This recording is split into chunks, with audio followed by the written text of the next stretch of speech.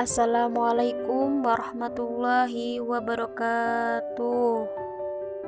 Baik, di sini saya akan mempresentasikan atau memaparkan tentang mata kuliah teori-teori sosial untuk memenuhi tugas UAS. Di sini saya akan membahas tentang reproduksi budaya menurut Pierre Bourdieu.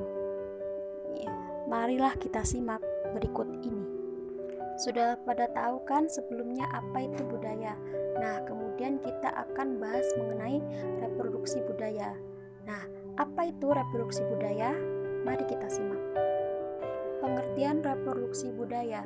Secara bahasa, reproduksi berasal dari kata re yang artinya kembali dan produksi. Artinya membuat atau menghasilkan. Jadi, reproduksi adalah suatu proses menghasilkan sesuatu yang baru, sedangkan budaya adalah nilai yang dipegang teguh bersama oleh suatu anggota kelompok ataupun masyarakat. Reproduksi budaya menurut Pierre Bourdieu.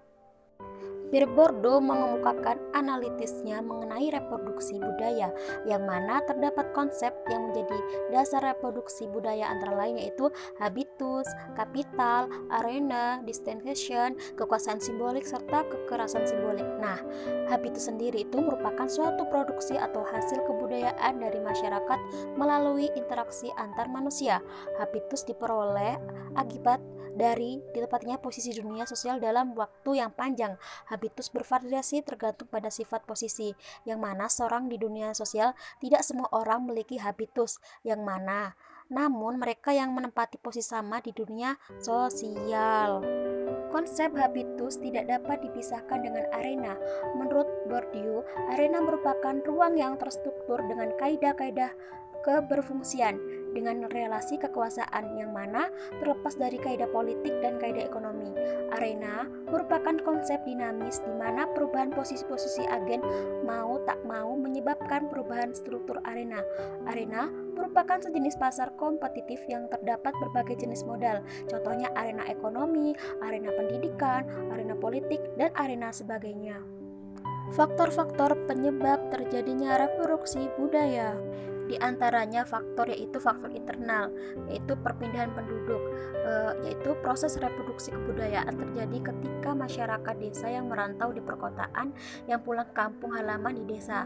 Secara sadar maupun tidak sadar mereka akan membawa budaya yang ada di kota yang diperoleh dari proses penyesuaian diri di tengah kebudayaan di kota, misalnya seperti lingkungan transmigrasi, adanya adaptasi kebudayaan dari masyarakat pendatang melalui penambahan keberagaman dalam hal pengembangan nilai-nilai baru kepada masyarakat lokal lainnya. Yang kedua, penemuan baru.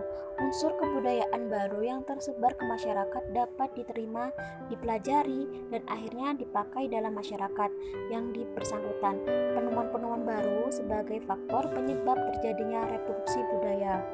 Yang ketiga, konflik. Pertentangan atau konflik tersebut dapat menimbulkan reproduksi budaya, misalnya laki-laki dan wanita sudah dikodratkan sesuai dengan kedudukannya dan masing-masing mempunyai kewajiban yang tentunya berbeda-beda. Selanjutnya itu penyebabnya faktor eksternal.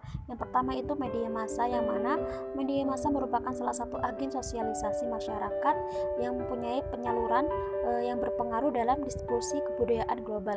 Misalnya nih ada lewat produksi-produksi kapitalis seperti Coca-Cola, KFC, Pepsi, dan sebagainya. Yang kedua, globalisasi. Globalisasi merupakan memasukkan budaya asing ke suatu negara sehingga menyebabkan batas suatu negara menjadi kabur. Contoh-contoh produksi budaya yaitu motif batik.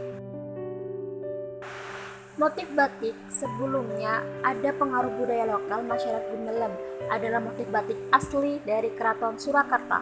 Motif batik ini setelah adanya pengaruh budaya lokal masyarakat Gumelem terbagi menjadi dua jenis batik, yaitu motif asli dari Keraton Surakarta yang disebut dengan motif klasik atau pakem, dan motif baru yang disebut dengan motif kontemporer. Demikian presentasi dari saya. Mohon maaf apabila banyak kekurangan.